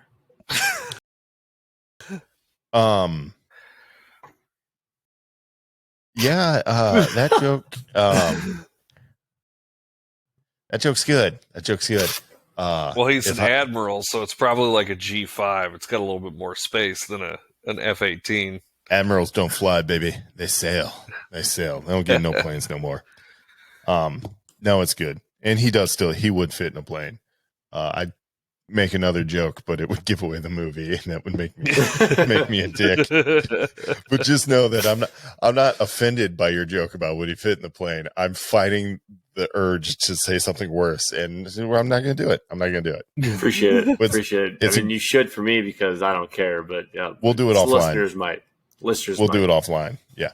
I don't want to do anything offline with you anymore. Last time I did something offline with you, we ended up freaking moving couches and shit. That was bullshit. Oh, man. We're doing so good. We were doing so good. 118. I have to flag that out. Anyway, so moving on. Movies, good stuff. There was one rumor today relating back to the MCU, and I saw it just going nuts on IGN.com and comicbook.com. Howard Stern kind of teased on his show that he was doing Dr. Doom, and he called Robert Downey Jr. for acting tips. Now, I don't think that that's real. And if he is doing Dr. Doom, it's not going to be in the MCU. I think he's too old for that. Animated. Well, I've taken a kind of a peek at those Marvel contracts. There's no way you're dropping that on your show on accident. No way. No. So I don't think that's real. And if it is, I hope to God it's not. Yeah, I don't see that going well at all. And he's definitely not a Thanos level threat if it's Howard Stern. Well, I mean, it depends. Well, all you gotta do is be as eccentric, and then you take over the form. Yeah, I don't know, man. I don't know. I don't think so. He could be a version of Dr. Doom in a crazy multiverse. That could be a thing. Yeah. I mean, you want to hear what I would think for him, for Dr. Doom specifically? Like, we're wasting him on gore, but Christian Bale could pull off a Dr. Doom. Oh my God. You're absolutely correct. Could you imagine Christian Bale as Dr. Doom, like facing down Mephisto, knowing he's got the upper hand? And oh man, that gave me chills, John. That is so good, because he would commit to that in a way that would be terrifying. Yeah. Yes. And he's handsome excited enough to do it. Just seeing him as Gore is going to be chilling. Like, yeah. I'm so excited for that movie. But yeah, no, Dr. Doom, yeah. I can't see Stern as him. The only other person, I think we've talked about this before, but I've said Giancarlo Esposito would make a great Doom because he is like, he's imposing as a villain in every single movie, TV show he's in. You're just like, that dude's the bad guy. Of course, for everyone who doesn't know, Giancarlo Esposito is Moff Gideon in The Mandalorian. He is also Stanley Edgar in The Boys, and he is Gus in Breaking Bad. So if you guys are like, he's essentially when he shows up, you know he's the bad guy, the real bad guy. And he is in Far Cry 6. He is the dictator. So, yeah. Which is funny because in the first movie I ever saw him in, which was Spike Lee's Do the Right Thing, he was just some punk kid. And now you see him, you're like, this guy is terrifying. Like, I would not let my children play with him. So, anyway. All right. So, moving on from that, let's go ahead and hit up. You know, before I announce it, we don't have any video game news right now, do we? I got nothing exciting, man. Got nothing. Nothing. John, you got toy news? I don't have a ton. I think the biggest thing from Hasbro recently, they're closing out. Well, they're getting ready to close out their HasLab on Reva's lightsaber. You know what? We didn't even mention her when we were talking about Kenobi, but that's okay. Yeah, I mean, Moses did a great job. We went into really big detail, but Moses did a great job playing the character. And before I get too far into the toys real fast, I just want to mention the only person that I would rather see in like a Dr. Doom level role is bring on Homelander.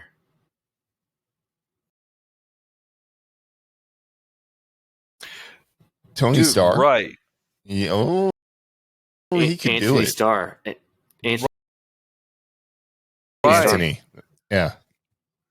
Ooh, that would be a good sick. one. It'd be sick. Anyway, because have you? You know what? I'm gonna build on that. If you watch like any of his Instagram posts where he is on set, but he's not like in character, he's just on set, he's a completely different person. Like Homelander is certainly a character that he plays, and he plays him very well. Right. I could see that he could be a terrifying, and I do mean terrifying, Doom. Because when he's Homelander, when he's talking, he's not scary. It's when he's quiet that he's terrifying. Somebody with that kind of, and that the eyes are going to be the only thing you can see behind Doom's mask. Mm-hmm. Yeah, man, that's a good one. Yeah. Anyway, we'll get into it real quick though. So, pre-orders for Hasbro went up on Pulse's website last week, and then a little bit more this week. But basically, all the Kenobi figures are available now for Star Wars fans. Even a Ned B, the droid, up for pre-order still. The only one that's sold out so far is, I think, Obi-Wan, the Wandering Jedi, which was the first Obi-Wan figure announced right after Celebration ended.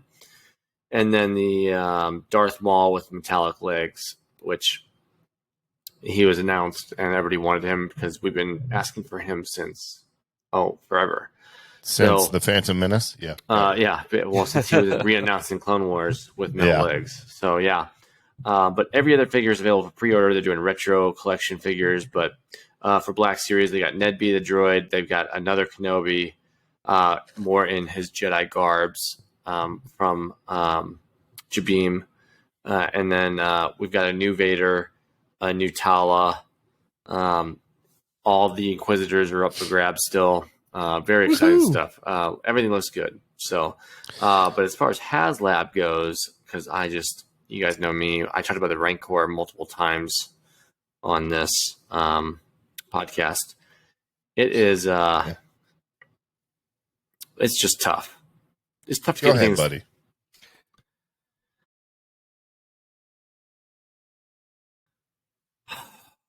I feel. Oh my bad. god, you're not gonna cry, are you? It hurt. Well, the Rancor hurt because we got it in Boba. Boba Fett released Rancor, so we could have had Boba Fett riding on a Rancor.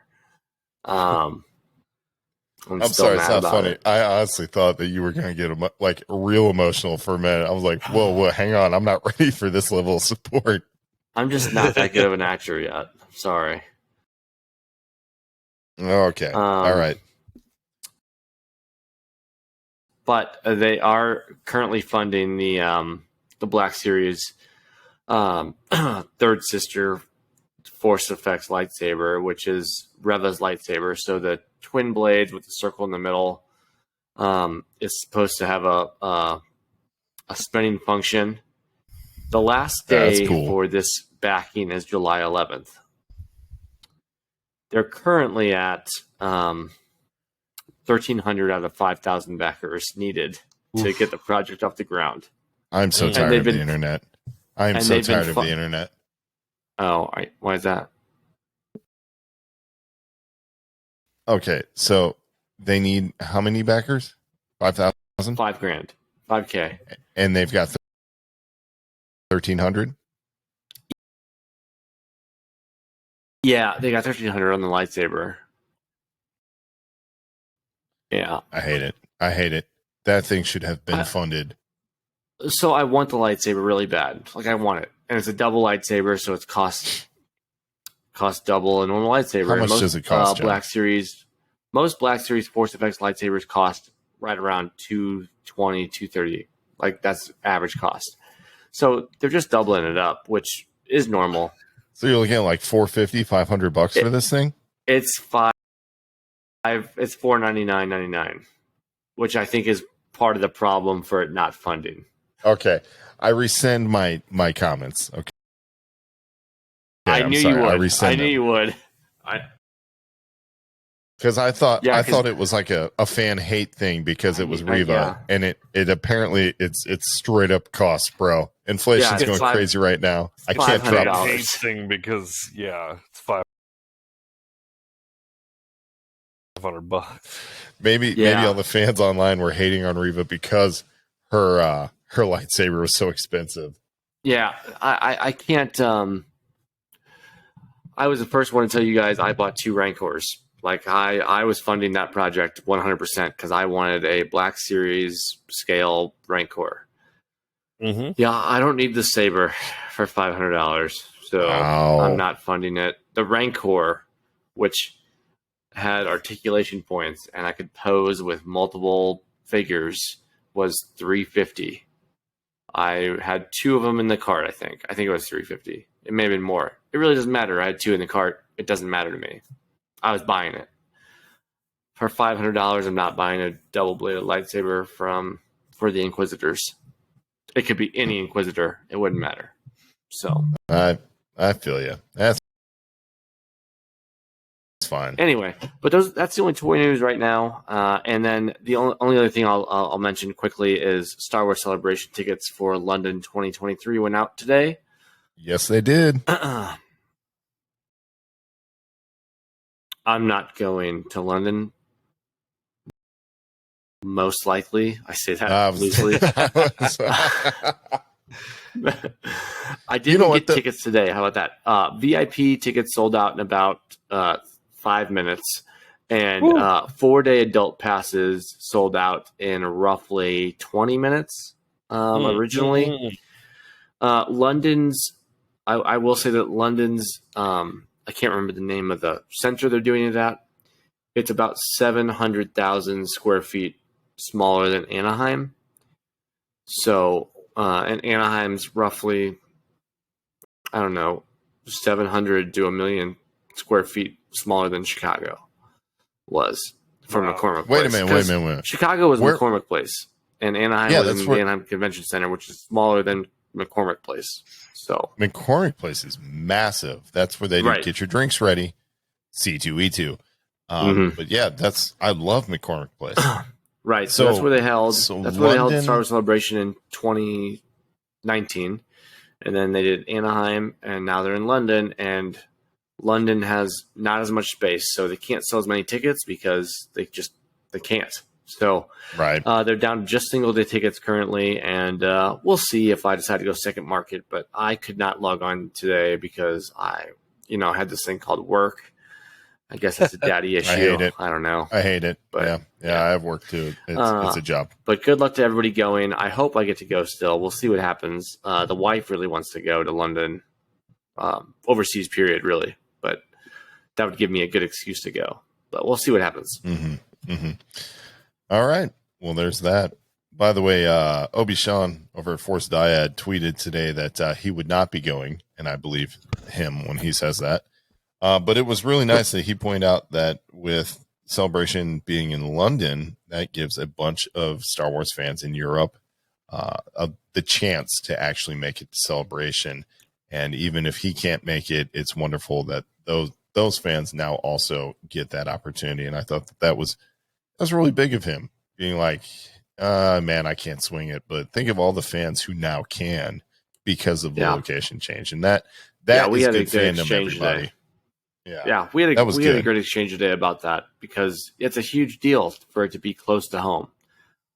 In Europe, flying to London from somewhere like maybe Paris or even Rome or somewhere in Spain, it doesn't matter where, it costs the cost of us flying from here to Anaheim.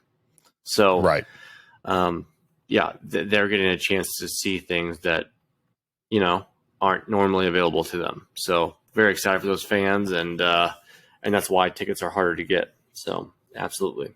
But hey, Celebration's a good time for everybody, no matter who you are. So, and we'll get plenty of announcements, I'm sure.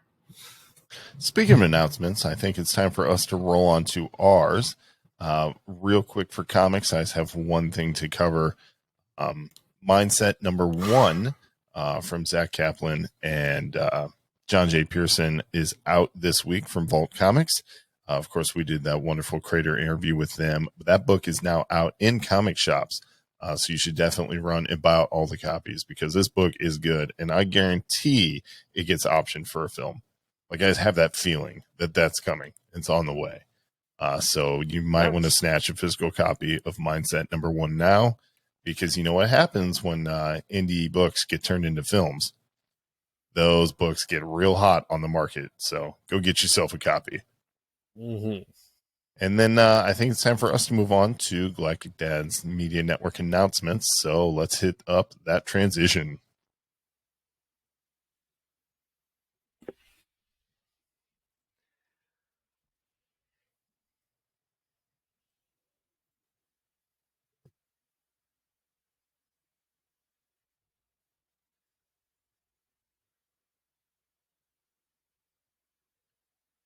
There's a lot of stuff going on in Galactic Dads Media Network right now. Jedi John talked about it earlier, but the Force Dyad podcast, which of course is hosted by him and Obi-Wan, just hit episode number 30. Yeah, 30, 31. Where you at? 30. It's crazy. Just crazy. 30. You guys are burning up fast. It's awesome. Having a great time doing it. So we enjoy Star Wars very much. So it's easy to talk about. It's good. It's good. We love it. And then, of course, the guys over on the Comic Shop Couch podcast are keeping it steady. I haven't talked to the guys there in just a minute. We're all busy with those dad lives. You know how things like that go.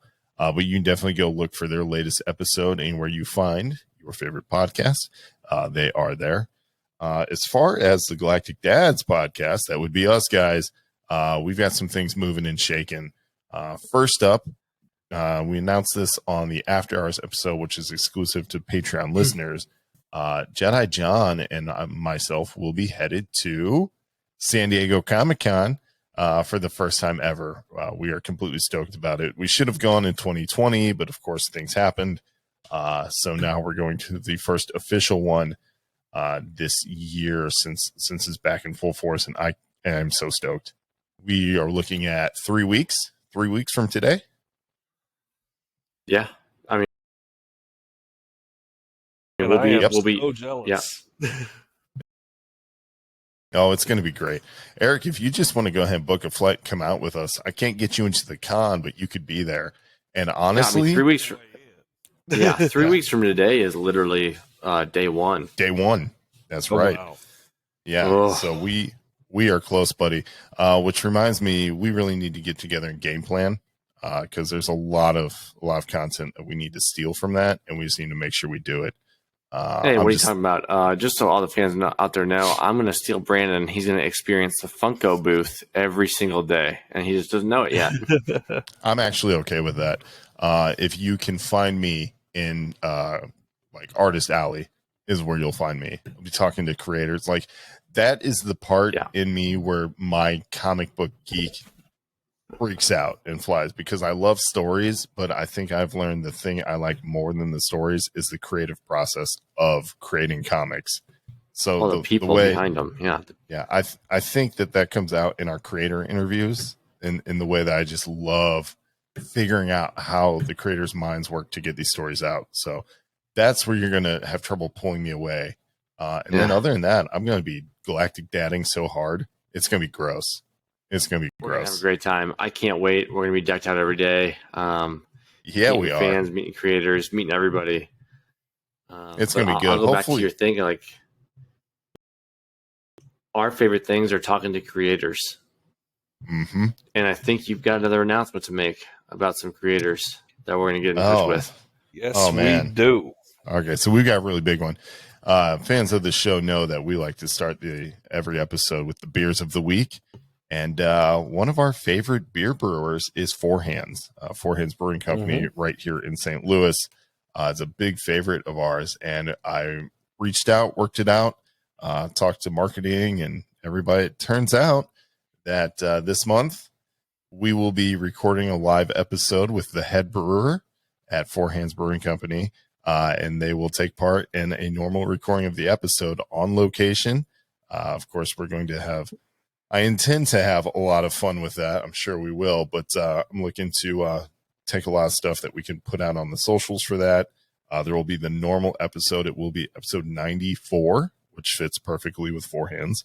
There's probably certainly going to be Patreon exclusive content that comes out of that. Everything for everyone, everything that we do, we're going to make it worthwhile. That's something that I've been working on for honestly quite a while, and to be able to get it locked down in the books is huge. So we're really excited to get that going and bring that to you guys, the listeners. So I think the big thing there is too, like if you're a Patreon supporter right now, now's a good time to email us some questions that you want answered, because we can ask them to the creators. Like, not all the questions are going to make it, but hey, if you got good questions and we like them, we'll ask them. So you'll hear your questions on the stream also if we get to them, because it should be a blast at the Four Hands Brewery.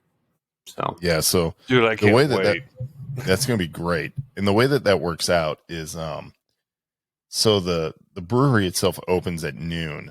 We'll be there well before that, just to make sure that we get everything done.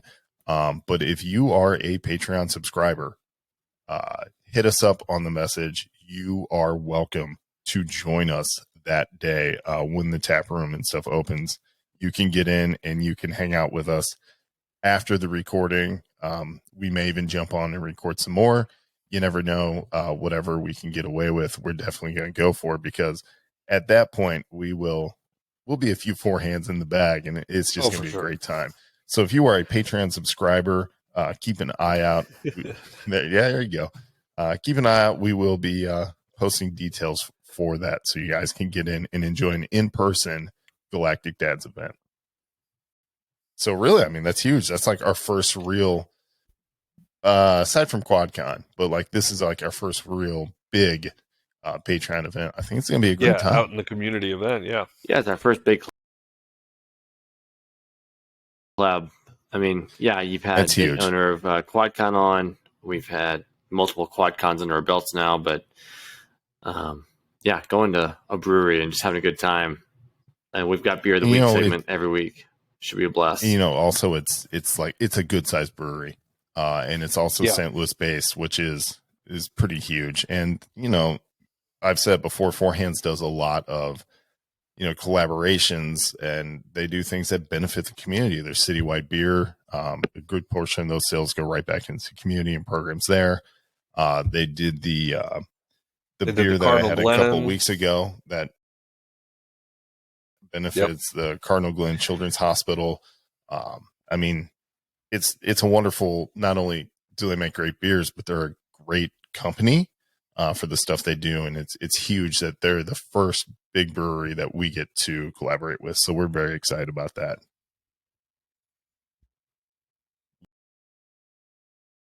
Yeah. And we're very excited to have Patreon subscribers there. So keep an eye out for those. And if you guys are interested, you can head to patreon.com/GalacticDads. You can get access to said Patreon event. But you can also get your hands on very exclusive content. We do the exclusive Patreon members after hour episodes, which are completely unedited and unfiltered, and a great time. Some of our best shows come from the after hours episodes. Honestly, I was listening to one like 2 weeks ago and I was laughing so hard I was crying. I was like, oh, dude, I forgot about that. There's a couple just bangers in there. And when you've got good content, when the developer of all the content is texting you saying, do you remember this? Yeah, I remember it. I remember it. It was too good to forget. Go back in the backlog on Patreon, find some just gems of episodes. Just really good stuff. Even our most recent After Hours episode, I was laughing so hard I was crying. Absolutely. Because I forgot one of them until I went back. You forget / don't remember. Yeah, whatever you have to tell yourself. I mean, that happens, but they're all still very good. But yeah, you definitely go and check out the patreon.com/GalacticDads. Get access to all of that. Get access to the live stream of the episodes, even episodes that we record in person. We upload the videos so you guys can see us. And then you get the opportunity to get your hands on some sweet Galactic Dad swag. I hate the word swag. I don't know why I said that, but you can wear t-shirts, hats, such as the one I'm wearing right now. This is actually the Patreon, and Jedi John's rocking it too. This is the black on black with the white logo and the red rocket. This is a Patreon exclusive hat. So if you guys are looking to get your hands on some of that, or maybe even a hoodie, t-shirts, stickers, all sorts of good stuff, definitely go check that out and support us. We'd love it and appreciate it because it means we can bring more shows to you more often, and really just makes the expansion of the show much more possible. So we appreciate that. And as much as we appreciate that, we appreciate our producer level subscribers. So I'm going to go ahead and let you guys take this one because I know that you know all of our producer level Patreons. So Laser Eric, you want to start us off? Well, you know that I know Keith Jefferson, the original, the day one, the minute one, number one Patreon producer level. Keith, I've never met you in person, so get up to Four Hands here in a couple weeks.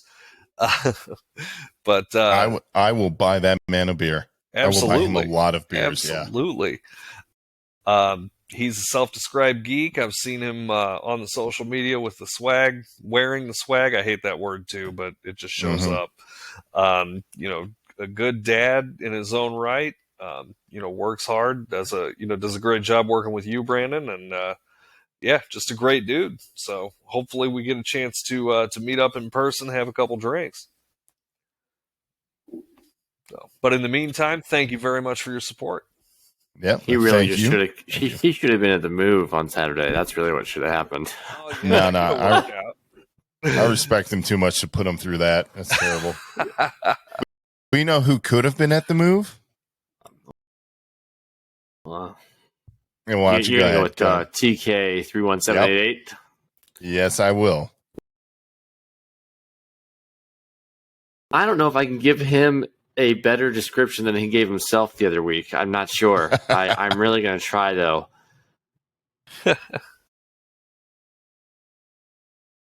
So he is a self-proclaimed fact checker. He still does a good job.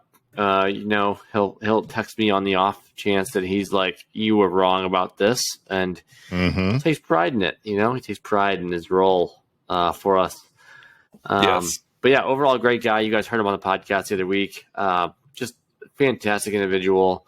Loves supporting the 501st in St. Louis. Loves Star Wars. Loves Lego. Find him on Brick and Ain't Easy on Instagram and everything else. And just have a good time with the guy, because that's all he wants. Just have a good time.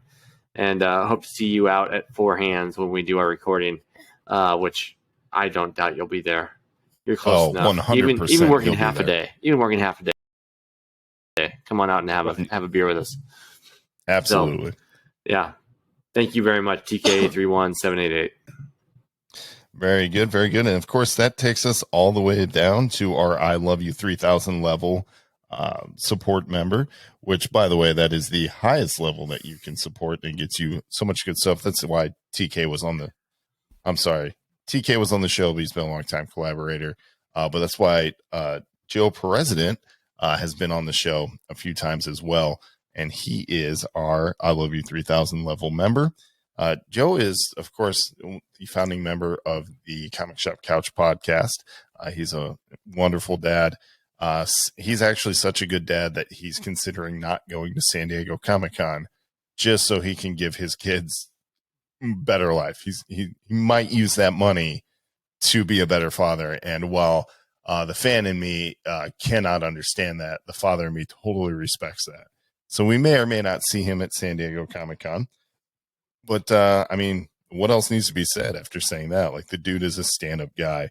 We 100% appreciate him and his support as much as we appreciate everyone's support. Thank you for listening. But we certainly want to applaud our producer-level members. So here you go, guys. Thank you very much. Thank you. Yep, thank you all.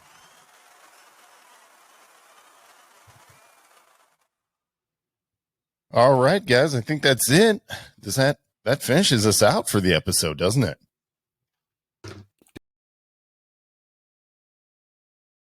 Yeah, I guess the it answer does, is yes. doesn't it? Yeah, there you go. I've never been finished off so cleanly in my life. I don't know what you guys are thinking right now.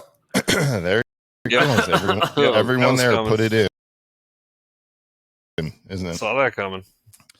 Yeah, so listen, guys, as we finish these beers and say cheers, I guess John's a beer this week as we finish. Anyway, we thank all of you for listening. Please remember to like, rate, review, and share no matter where you're listening to us. Check us out on patreon.com/GalacticDads for bonus episodes exclusive only to Patreon subscribers and the ability to watch us in the live stream and much, much more. Plus, you get your hands on that sweet Galactic Dads merch we were talking about. Hit us up on all the socials. And if there's anything you want to chat to us about, you can hit us on the socials at Galactic Dads or send us an email for business inquiries or anything else that you'd like to comment on. Right there at galacticdads@gmail.com. But listen, till next episode, we thank you for listening. And remember, keep on doing the dad thing. Cheers. Cheers.